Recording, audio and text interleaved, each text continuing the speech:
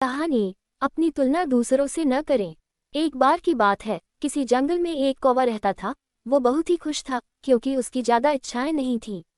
वह अपनी जिंदगी से संतुष्ट था। लेकिन एक बार उसने जंगल में किसी हंस को देख लिया और उसे देखते ही सोचने लगा कि ये प्राणी कितना सुंदर है।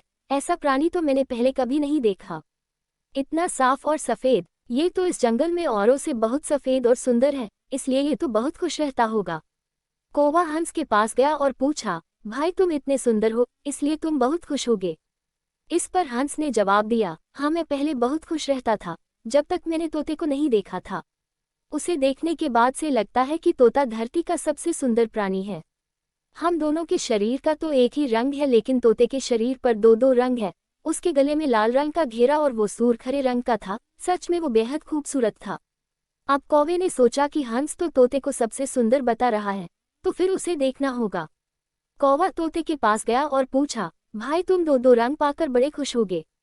इस पर तोते ने कहा, हाँ मैं तब तक खुश था जब तक मैंने मोर को नहीं देखा था। मेरे पास तो दो ही रंग हैं, लेकिन मोर के शरीर पर तो कई तरह के रंग हैं। अब कौवे ने सोचा सबसे ज्यादा खुश कौन है, ये तो मैं पता करके ही रहूंगा।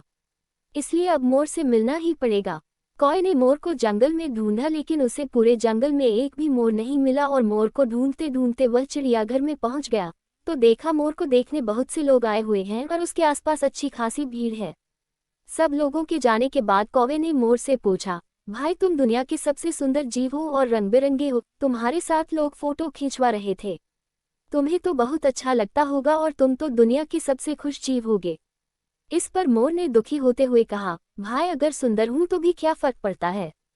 मुझे लोग इस चिड़ियाघर में कैद करके रखते हैं, लेकिन तुम्हें तो कोई चिड़ियाघर में कैद करके नहीं रखता और तुम जहां चाहो अपनी मर्जी से घूम फिर सकते हो। इसलिए दुनिया के सबसे संतुष्ट और खुश जीव तो तुम्हें होना चाहिए, क्योंकि तुम आज़ाद रहते हो।